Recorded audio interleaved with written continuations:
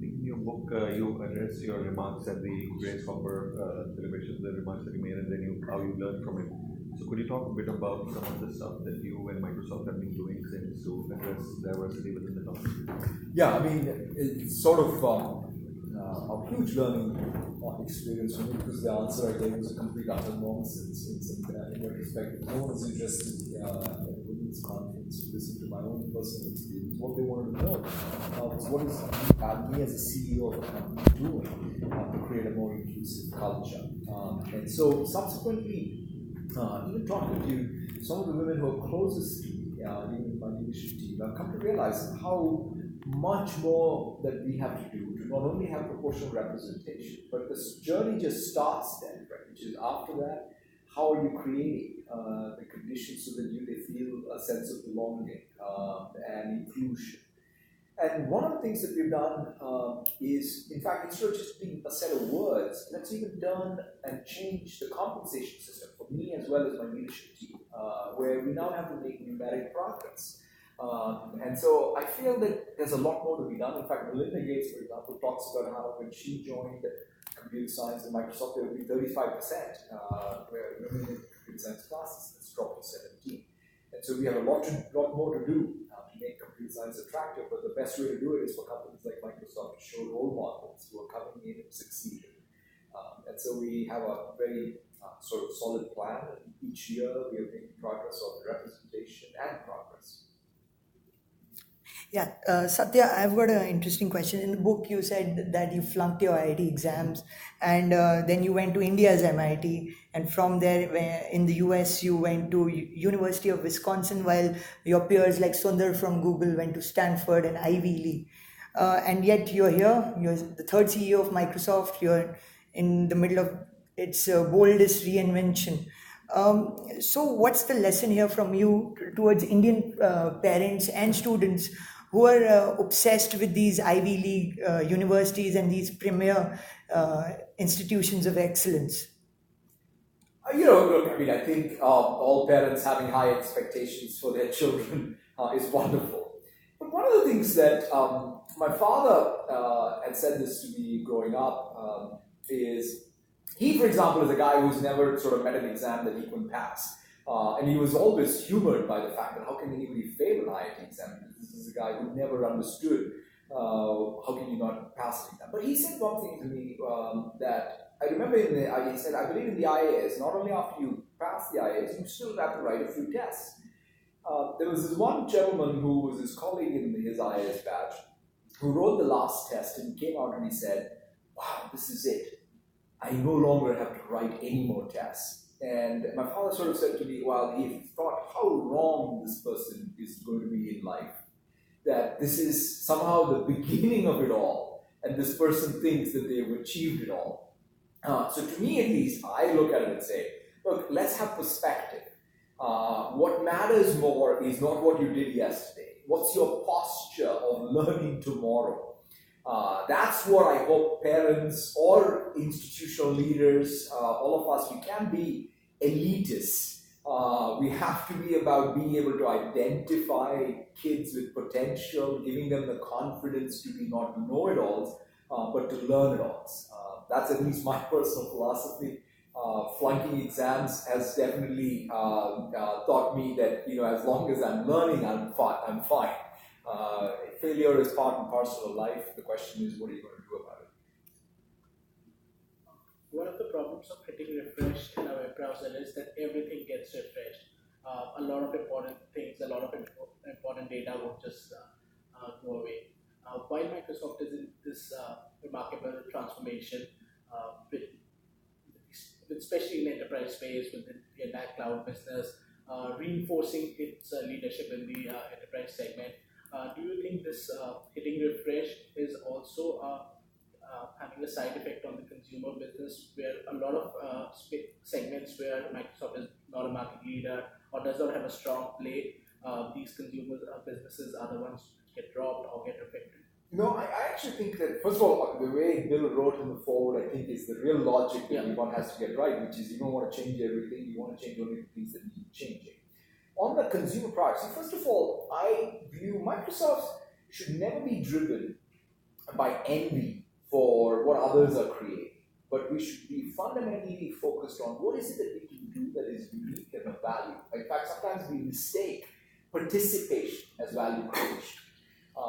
The world needs us to do unique things. Take the pen obsession we have. That's something that we will do a great job of. I want to create great consumer products on our platforms or even other platforms where people are able to write, because I think writing is going to be a very important part of how kids learn.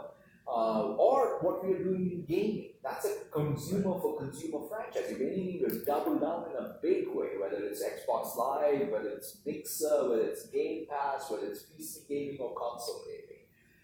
And even when I think about devices, I'm thrilled about what we are doing even with the ultimate mobility device, which is for me, even in this trip, I was using my LTE-enabled service. And it's awesome to be able to go everywhere and to stay connected and have an ultra-mobile device.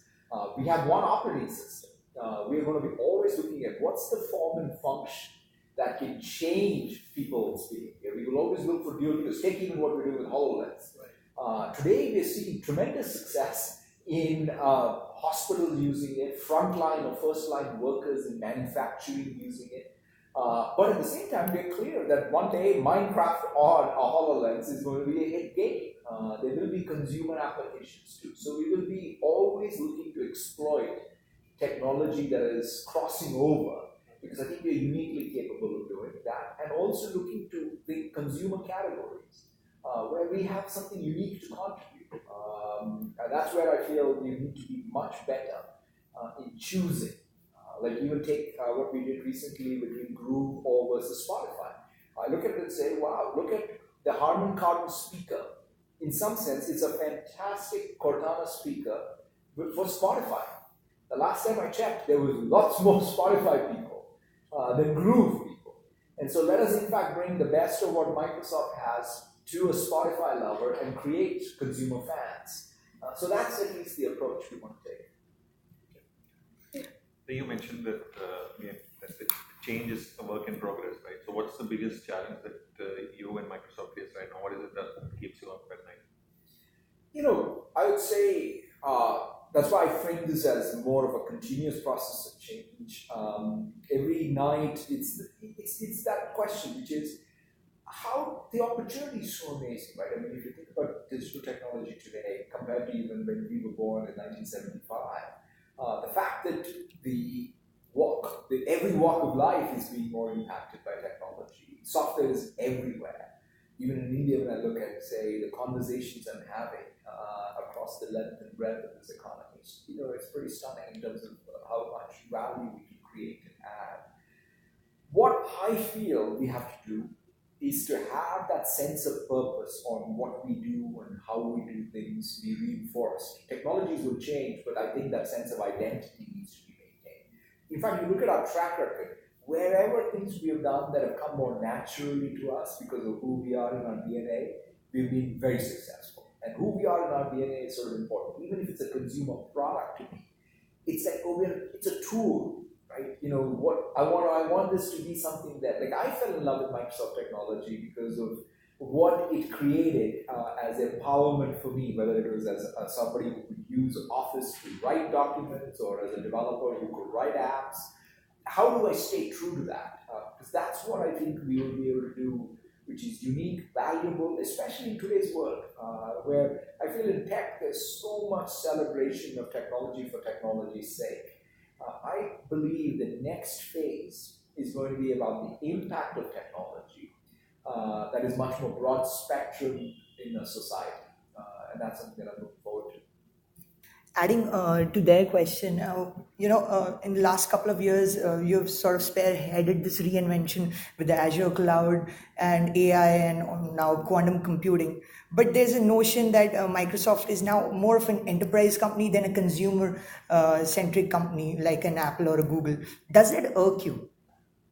It doesn't. It's the same question, asked, because in a way, again, it's like I don't take away whatever success Apple and Google are having, whatever the spheres of. They're very different companies. We're not some middleman trying to get in the middle of, in a marketplace. We're a tool creator. We're not a luxury good manufacturer. That's not who we are. We we are about creating technology so that others can. If anything, even take what we've done with Surface. We created a premium product and a premium brand, and then basically said, you know what? Every OEM should create lower price, more affordable two-in-ones, and that's what's happening everywhere. That's who we are. We want to democratize things. And so I want us to be proud of what we can do. And even like take what we're trying to do with saying, wow, if all people do is take out their phone and all they do is consume content, and this world of conspicuous consumption is going to be what Aldous Huxley warned us about. So the question is, can we create? Can people create? That's why I'm excited about what we're doing with 3D and Paint. When you say, wow, there are 100 million people who use Paint, 100 million MAU. And I said, wow, what can we do to sort of get the painters of the world to sort of even paint in a new medium like 3D and be part of this new medium of mixed reality? That's a consumer product. Minecraft is a consumer product. So I kind of look and say, let's do things that are more unique, things that we get naturally, that are of value to us, while not begrudging other people's success. To your question from earlier, why don't I use a real computer? I can't buy one in India. When does that change? That I think should change because there are market. We listen to the market. The elites buying computers is not a market. What market India is that we have lots of two-in-ones. But your point, we would love to. In fact, today there is Surface in there.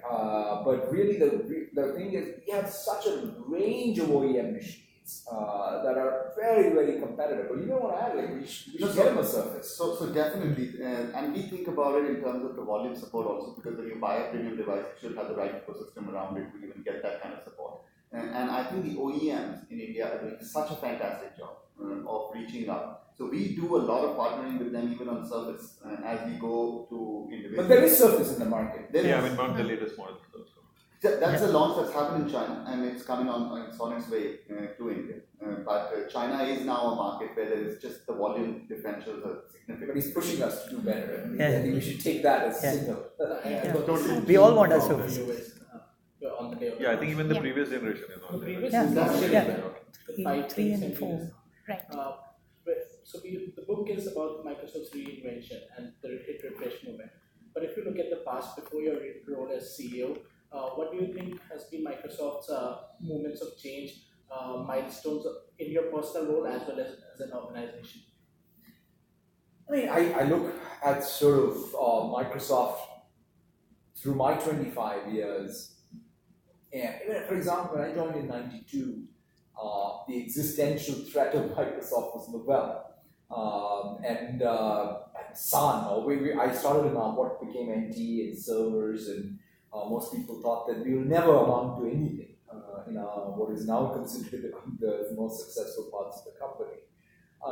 And so, quite frankly, what has helped us through these moments was to not listen to the conventional wisdom, but to be able to persist. But again, not do things because others are achieving success, but to be able to say, what's uniquely things? Like take the server approach. We were clear that, look, even though we're going to face a lot of competition at that point with Unix and then subsequently with Linux, what can we do to democratize the data center and stay true to it? In fact, creating even an interoperability surface area for Windows, NT, which was used by multiple Unix vendors to test their own interfaces. Those are the kinds of things that I think we have learned, have to hit refresh, enter new markets. When in my 25 years, we've had to be in an office in Windows multiple times. We had to grow an Xbox. We had to build a server business. That's why I think when I look at even the diversity of revenue that Microsoft has, we're not a one-trick pony.